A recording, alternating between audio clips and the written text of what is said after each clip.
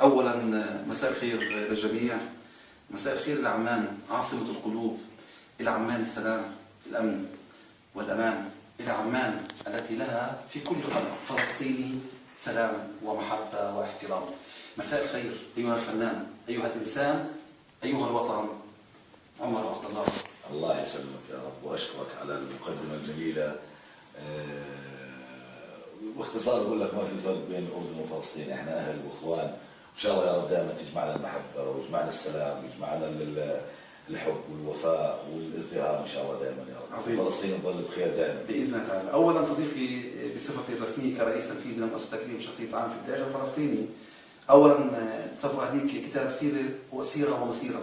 الكتاب يحمل الغلاف صورة جلالة الملك غانم عبد الله. نعم. هي شخصية بتصور الحضارية التي عكست صورة حضارية لكل امرأة عربية وليس امرأة أردنية، تمثل طاقة إيجابية حيوية. أنا قلت الكثير عنها، تستحق التقدير منا. هذا الكتاب هو توثيقي لكل شخصية عام كانت موجودة عندنا في 2013.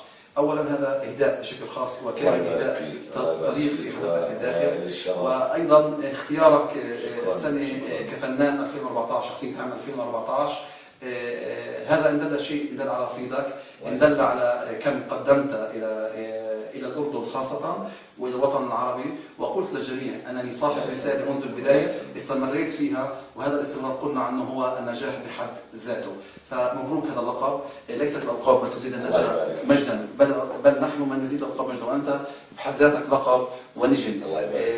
بشكل سريع، في أثناء حديثنا تحت الهواء تحدثنا عن القدس أولا، تحدثنا عن أولى القبلتين، ومن ثم امتزجت روحك الجميلة إلى الجليل الأعلى، إلى البقيعة وإلى بيت جن وحرفيش، ومرورا إلى كفر يسيف وعكا وحيفا والناصرة وتمرة وشفا عمر، إلى الساحل عامة ويافا البرتقالة، ووقوفا عند الناصرة البشارة، وأيضا إلى المثلث أم الفحم وقلنسوة وكفر قرع، وأيضا النقب الصامت.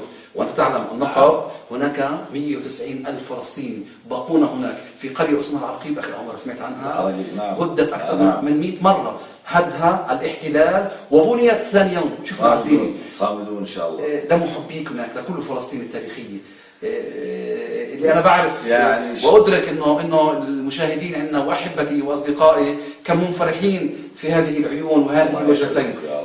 رسالتك لهؤلاء؟ والله رسالتي يعني هي بسيطة. الواحد شو ما حكى